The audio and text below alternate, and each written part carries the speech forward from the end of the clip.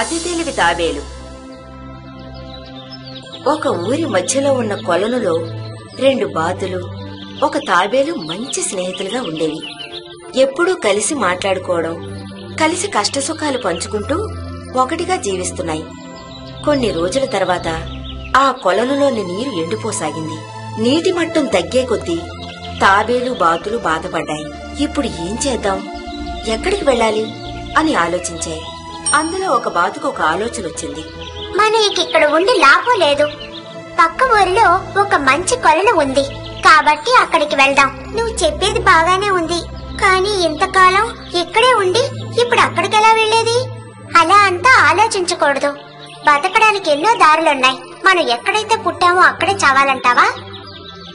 బాతులు మాట్లాడుకోవడం విన్న తాబేలు ఆ బాతుల్ని చూసి, మిత్రులారా, నన్ను వదిలి వెళ్లిపోవడమే మీ నిర్ణయమా? నన్ను మీతో పాటు తీసుకువెళ్లకూడదా? మిత్రుడా, నీ బాధ నాకు అర్థమైంది. ఏం చేయగలం?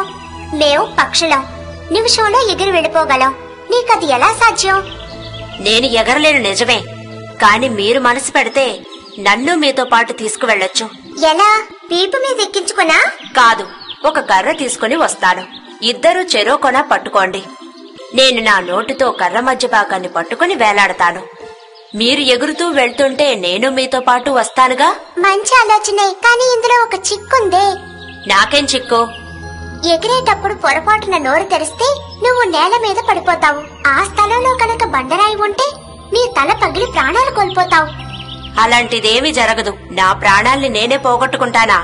ఆలోచించొద్దు, ముగ్గురం బయలుదేరదాం.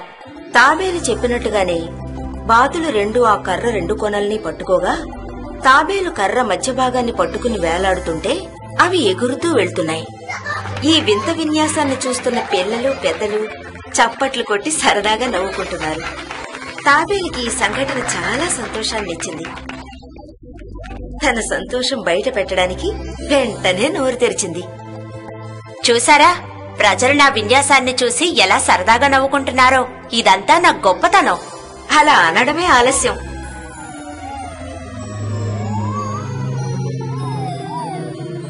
పట్టు తప్పి నేల మీదున్న ఒక రాయి మీద పడి తాబేలు చనిపోయింది.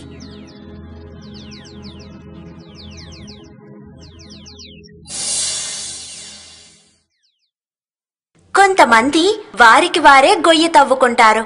దానికి ఈ తాబేలే ఉదాహరణ. కాబట్టి ఏ పనైనా చేసే ముందు అనేకసార్లు ఆలోచించాలి. లేకపోతే ఈ తాబేలుకు పట్టిన గతే మనకి పడుతుంది.